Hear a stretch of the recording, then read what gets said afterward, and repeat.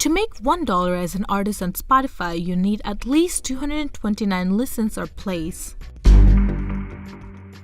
Some of the most popular music streaming services are YouTube, Pandora, Spotify, Deezer, Google Play Music, Apple Music, Tidal, and Napster. Yes, Napster did survive, but it is now a music streaming service after it merged with Rhapsody. Music streaming services are also known as internet radio. Before the internet, you either had to buy a CD or listen to the radio in your car to enjoy the music. You could have also listened to it on your Walkman. At the end of 1990s, music moved from computers to pockets. With the introduction of MP3 players, iPods, and iTunes, everyone can now store and listen to thousands of songs while they're walking or commuting. People were amazed by the idea that they could buy an entire album with a single click. Around that time, Pandora Radio was being built. It was also known as Savage Beast Technologies or the Music Genome Project. With a rocky start, it was launched in 2005. People started to really enjoy their own personal music radio stations. The company made money through ads and it would pay the artists through royalties. Now popular music streaming service Spotify was being built in Sweden in 2006. Spotify was launched in 2008 with free and paid subscription models, though it wasn't until 2011 before it came to US because of licensing issues.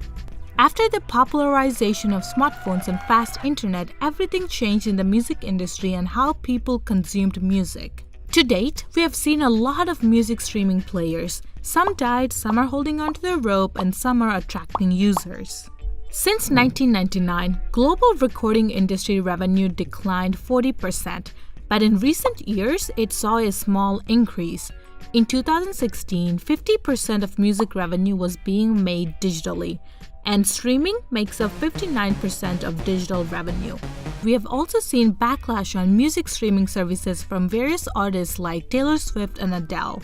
Here is how artists on Spotify get paid. Spotify's monthly revenue is multiplied by artist Spotify streams divided by the total number of streams on the platform. Then Spotify takes a cut of approximately 30%, and 70% is for the artist. If the artist is signed, then the record company takes a cut depending on their agreement before the artist gets paid. The more users Spotify acquires, the lower the per stream royalty rate is, unless there's an increase in paid subscribers or advertisements. Other music services also have a similar cut between the artists, 30% to the music streaming service, and if they're signed, approximately 47% to the record label and 23% to the artist. For an artist to earn $1,000, this is how many streams they need on these platforms. As you can see, YouTube has the lowest pay per stream ratio, but it also has the most users. Overall, Napster pays artists the best.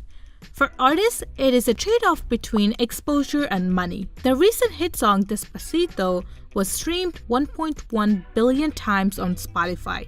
Before the cuts, the song approximately made around $4.8 million from Spotify. In a recent study that was done to explore Americans' use of digital platforms and new media, the top 3 platforms that most people listen to are Pandora, Spotify, and iHeartRadio.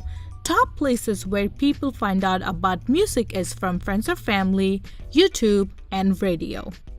The music industry will keep evolving with new technology, but ultimately it will come down to whether the artists are being treated fairly for their talent and popularity.